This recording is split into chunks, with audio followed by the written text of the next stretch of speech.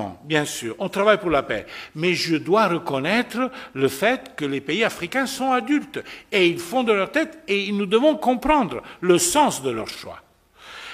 Et nous travaillons pour le DDR en RCA et nous savons que la RCA, tant bien que mal, cherche tous les aides qu'elle peut trouver. Disons-nous la vérité, les Russes ont sauvé la vie à Touadéra à un moment donné, hein, contre les rebelles. Personne d'autre l'aurait fait. Personne d'autre n'était là pour le faire. Mais aujourd'hui, il y a aussi les Américains. Même toute cette obsession occidentale, non, nous et pas les autres, je trouve est vraiment une obsession. Il faut comprendre que le monde est devenu adulte beaucoup plus rapidement de ce que nous les Blancs, avions pensé. Et en ce sens, l'Afrique fait son chemin. Vous avez cité, Monsieur le ministre, la guerre en Libye. Je me rappelle la guerre en Libye. En Italie, même les cailloux savent que la France sarkozienne a voulu la guerre en Libye contre l'avis de Berlusconi, mais qui était faible. Comme toujours, l'Italie est plus faible parce qu'elle a une dette énorme qui est garantie par les autres pays de l'Union européenne. Donc, on doit faire attention. Patati, patata, patata. Ça, je vous laisse cette histoire. Et puis, les Américains ont laissé faire. Mais nous, on avait dit que c'était une erreur. À l'époque, Bazoum était ministre des Affaires étrangères. Il m'a demandé de voir notre ministre des Affaires étrangères de Berlusconi qui s'appelait Franco Frattini, aujourd'hui il est mort, que tu as connu. Et devant lui, j'ai organisé la rencontre, il a décrit ce qui se serait passé au sud si on avait laissé faire la guerre de Libye. Un désastre, il a décrit le désastre qui se s'est déroulé après. Il y a des conséquences à tes actions. Nous regardons un coup d'État comme s'il n'y avait pas l'histoire derrière. Il y a des conséquences. Tout a été disloqué. Cela veut dire que que je suis partisan de Gheddafi, que Sant'Egidio a rencontré Gheddafi à l'époque. Gheddafi avait beaucoup de défauts, bien sûr.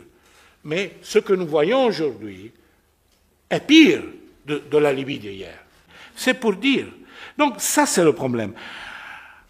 Alors moi, je pense que reprendre, comme a dit le ministre Traoré, l'idée panafricaine avec pragmatisme, c'est une bonne nouvelle, même pour l'Europe.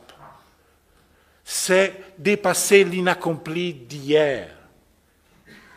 C'est une bonne nouvelle. Les Européens devraient comprendre cela de façon positive. Si l'Afrique se prend en main, décide de s'unir, de faire une confédération, comme vous avez dit, en visant la fédération, pas à pas. Nous, les Européens, nous savons combien c'est difficile de faire une union. C'est très difficile. Hein? Et c'est une bonne nouvelle. Et quel est le véritable défi de l'Afrique aujourd'hui? Produire, transformer. Nous, on lit sur la presse, tout l'or de l'Afrique occidentale va aux Émirats, les Émirats sont en train de manipuler l'or qui vient aussi du Kivu, etc. Mais ça, on peut le dire de toutes les matières premières. C'est une vieille histoire que nous connaissons très bien. Nous devons renoncer à quelque chose sur les biens, sur les matières premières agricoles, énergétiques et minéraires, et faire de manière que l'Afrique produise, qu'elle s'industrialise. Et ça, c'est le défi de l'Alliance du Sahel, moi, je pense. Si vous voulez répondre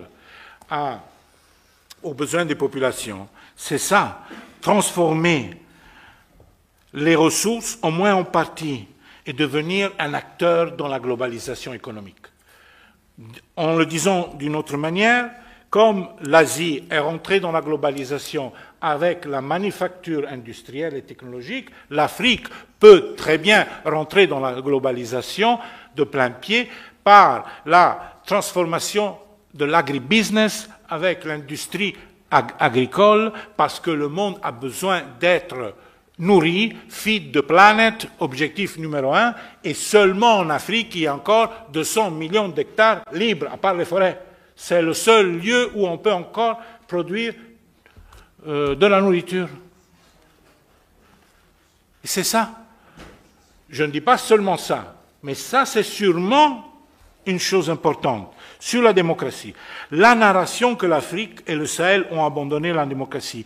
Je ne crois pas que jusqu'à quel point, il y avait un besoin de sécurité qui n'était pas adressé. Vous avez cité Kidal, mais Kidal, tout a commencé à Kidal. Quand Kidal n'a pas été rétrocédé à l'armée malienne, tout a explosé. Et c'est là, et maintenant vous l'avez repris, et c'est là que tout a commencé. Disons, la rupture sentimentale a commencé.